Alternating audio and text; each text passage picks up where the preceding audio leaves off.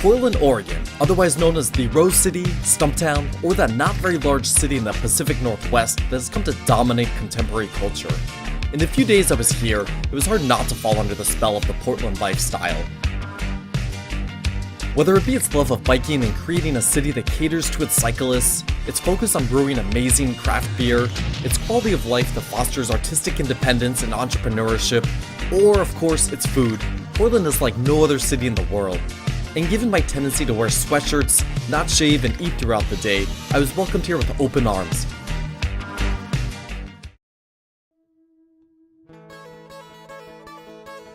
I started off my introduction to the city with Brewvana, the mostly woman-led craft beer tour company. To say Portland is a city that loves beer is kind of like saying Los Angeles is a city that makes movies. It doesn't even come close to telling the whole story.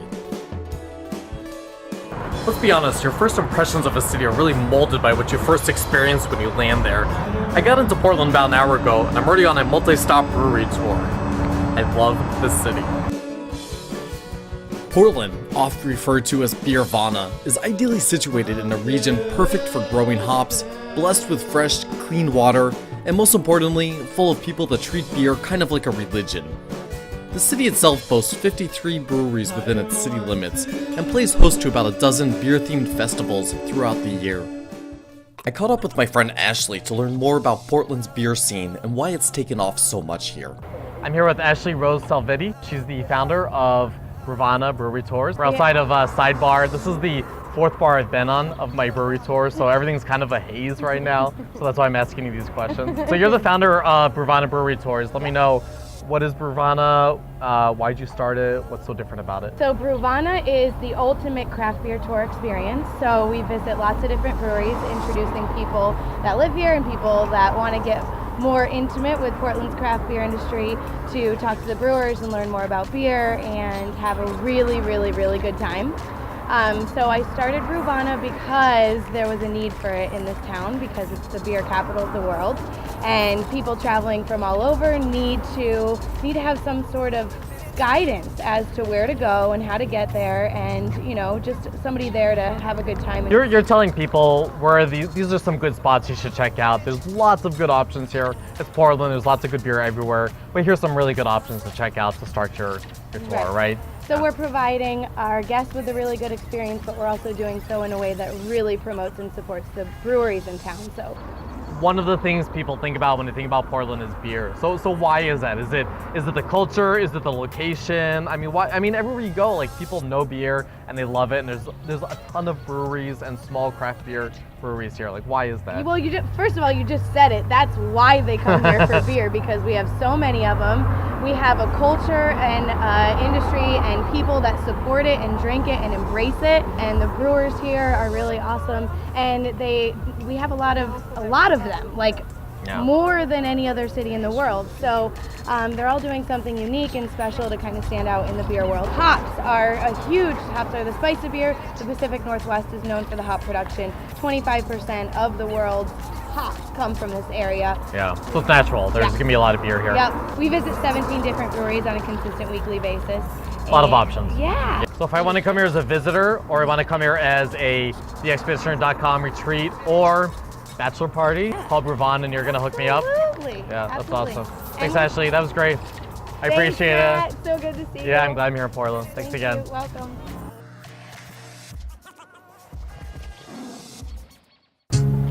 Woo! Hey, welcome to my crib. I'm here at the Tiny House Caravan. This is the infamous Tiny House Hotel here in Portland in the Alberta Arts District area. So come on in, I'll show you around. So as you can see, this is a complex of tiny houses. They're on wheels, but they're all different shapes and sizes.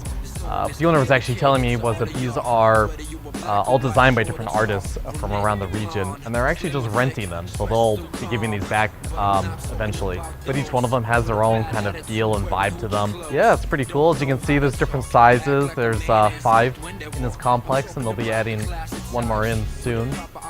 There's grilled cheese. There's a grilled cheese restaurant next door, so if you get grilled cheese, you can bring that over as well. And let me just show you this before we go into my place. So they actually have these little metal tins, and it's like a do-it-yourself s'mores buffet. So you got marshmallows, kindling, graham crackers, and of course, chocolate. Not Hershey. It's not really s'mores, but we'll let it be. So come on in, I'll show you my digs.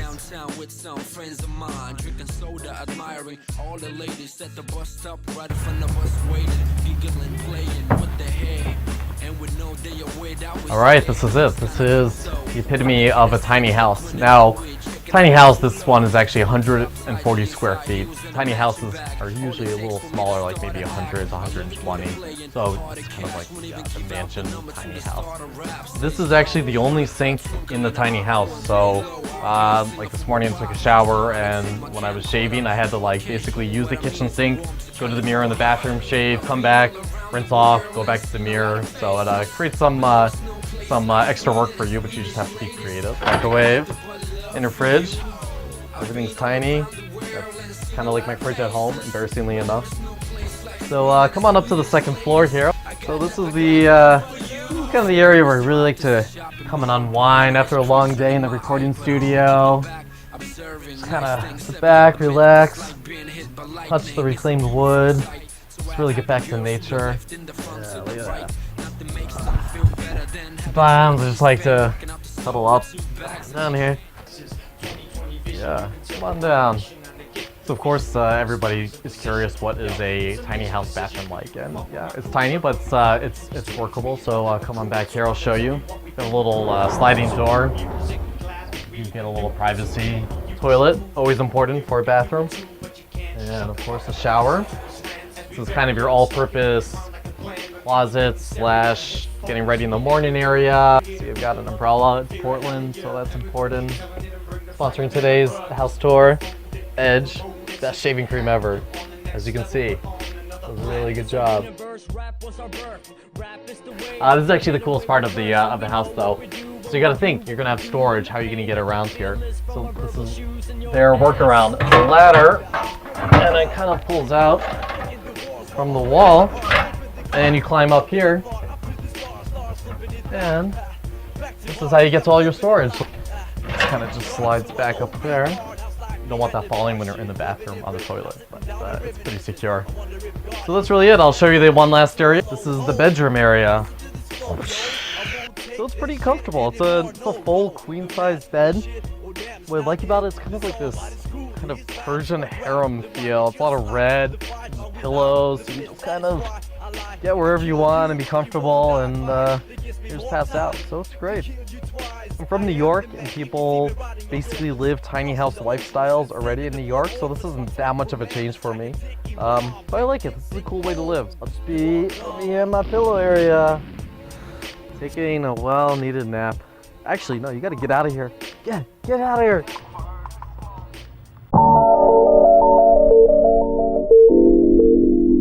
Just down the street from where I'm staying in the New Alberta Arts District is the Tin Shed Garden and Cafe. Now the Tin Shed is probably the most famous place for brunch in all of Portland. If you don't get here before 8 a.m., you're probably going to be waiting in quite a line. Now if you know anything about Portland or have seen Portlandia, you know the Portlanders love their brunch. So I'm here at the Tin Shed. I ordered the Good Dog. This is a amalgamation of potato cakes, pork sausage, jalapeno, bell pepper, onion, egg scrambled, smothered with cheddar cheese, and the egg solid. So I'm going to try here.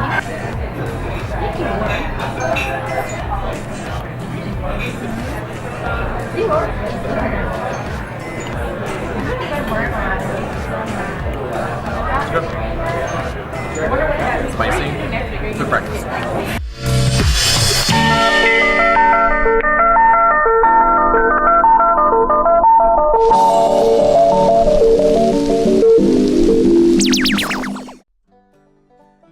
Next stop, I met up with Mona of the Portland Farmers Market to get a tour of the grounds and to meet some of the vendors that make this market so unique. So Mona, we're here in downtown Portland. We're at the Portland Farmers Market. This is a beautiful area. So tell me, what is it about food in Portland? There's a lot of farmers markets here, and is it supported by the people, restaurants, everything? Absolutely. I think it's so much part of the culture here, and in a way that is really informs the food scene here. So yes, there's customers that are really interested in fresh local food, and so we have over 40 farmers markets in the Portland metro area, which Wow. is extraordinary. Yeah. And so that means you can find fresh food, pretty much in every neighborhood on every day of the week. And then chefs here are super dedicated, to supporting local, making relationships with farmers. There's a lot of synergy there, and them thinking about different unusual crops that they want to grow, Yeah. and then farmers will grow that for them. So I think everybody works together in one big happy food family. I think so many people visit Portland Farmers Market because it's kind of like this hub of the community. I mean, when you show up on a Saturday at the PSU market, there's anywhere from 12 to 20,000 people that come Wow. through here just on one Saturday alone. It's not like you have to come here to get food to go cook at home. This is a great place to come for lunch or snack or breakfast. Without a doubt. I just had breakfast an hour ago, so obviously it's time for me to eat. So let's go check out some vendors. Let's do it. Great.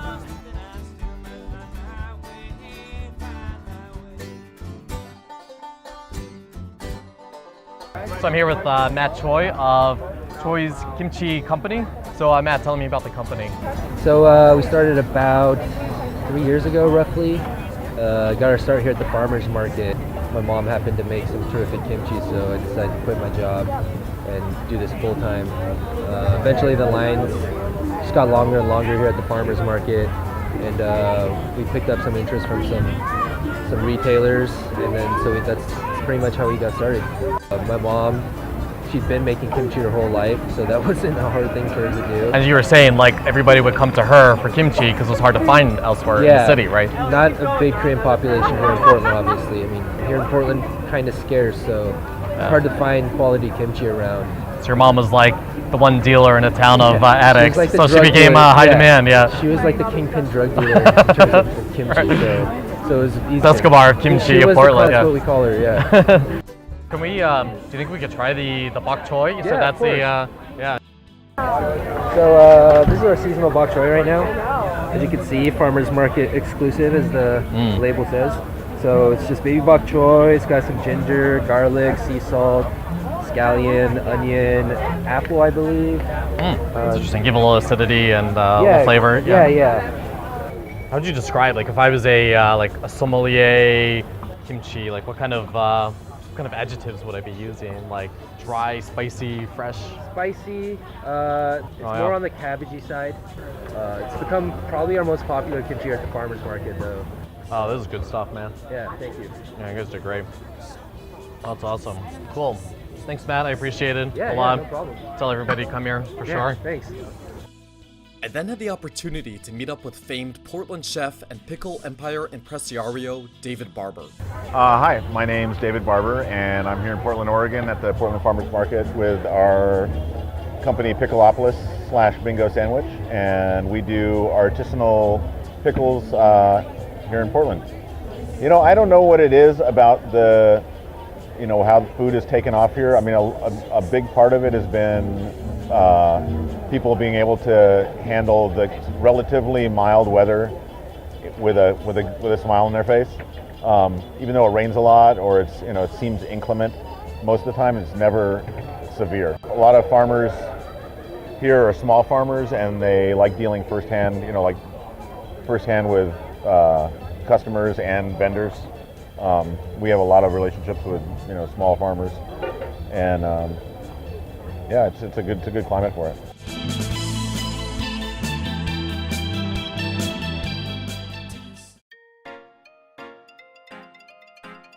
I then headed to a garden. Whoa, hold on, stay with me here. This is not your typical garden. This is a unique Portland-sanctioned urban park with mystical Chinese elements and a tea room. Here in the northern part of Chinatown in downtown Portland is the Lansu Chinese Garden. This 40,000-foot complex was actually built as a cooperative effort between Portland and its sister city in China, Sunzhao. Now the park itself encompasses 40,000 square feet, uses 500 tons of rocks, and was built by 65 artisans that came over from China. It's a really cool, peaceful oasis in the middle of an otherwise bustling, busy part of the city. Now the question, how to maintain serenity. Must avoid urge to check social media.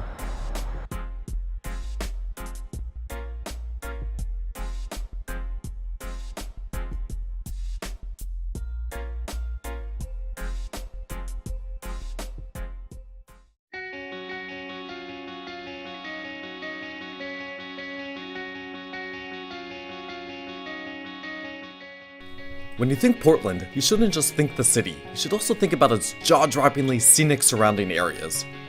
Local Matthew, Domingo, and I took an early morning road trip to the Columbia River Gorge area to explore the accessible trails, visit the nearby farm region, and to stand under several thousand tons of rushing water.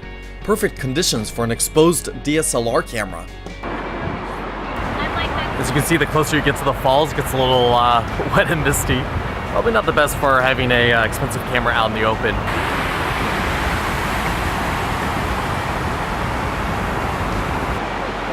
Something to note, this is literally a 30-minute drive from Portland. You're going from a busy metropolitan city to this in 30 minutes. Just simply incredible. Enough sightseeing, time to hit the trails and burn off a few of those 12,000 calories of organic food and craft beer I'd consumed in the last 36 hours. Drink lots of beer, work it off the next day. The Oregon way. Is that a slogan you guys use? No? We decided to tackle the Ponytail Falls Loop hike, a 2.5-mile loop that offers amazing panoramic views of the gorge and random encounters with tour guides. Another very cool thing about this town, we just ran into my Brewvana beer tour guide from Friday. She was out here with her mother. It's Mother's Day, so they're doing a mother-daughter trail hike. So very cool. You run into people just out and about, even 30 miles away. One of the highlights of the hike is Ponytail Falls, named so because it looks like a ponytail, apparently. You can also hike to the cliff edge for amazing views of the Columbia River Gorge, the 4,000-foot deep, 80-mile-long gorge formed by thousands of years of river erosion and Ice Age-era flooding. The gorge is a protected national park that marks the dividing line between Washington State and Oregon, and is one of the more dramatic views you'll get in the area without having to scale a volcano.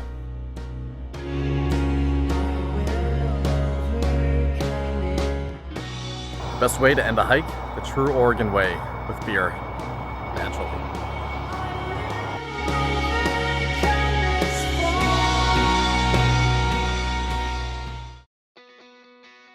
A few miles further east from the gorge, thankfully not by foot, in the shadow of the imposing volcano, Mount Hood, and near the small town of Hood River, we caught up with local organic farmer and orchard owner Dan Tall, and his dog.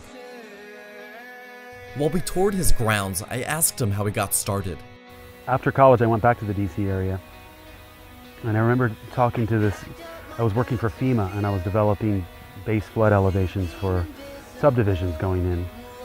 And I remember talking with this guy with a southern drawl, and he was like, "You gotta make plans to escape the Beltway, man." And he had this nice southern drawl. He's like, "You just gotta make plans to escape the Beltway." And that was my ticket. I was like, this old boy knows something here. So that first came here with a .com with the promise of an IPO, and it was really exciting times. And a year later, just like a lot of us .comers from 1999 to 2000, we found ourselves unemployed. But I found myself unemployed in Hood River, and I quickly found a job managing an organic orchard, and I was like, this is it. This is it. Typically, the Hood River Valley is one of the best places in the world, if not the best place in the world, to grow pears, winter pears. Because of the Cascade Mountain Range, it really does. You do get a growing season where there's virtually no rain. I then asked, why grow organic? It's a moral decision clearly more than a financial decision. You have way more risk, you don't produce as much. The quality of, and I mean quality as far as aesthetics. Right. To have an aesthetically perfect pear, much easier conventionally. To have an aesthetically perfect organic pear has a lot more challenges. Yeah.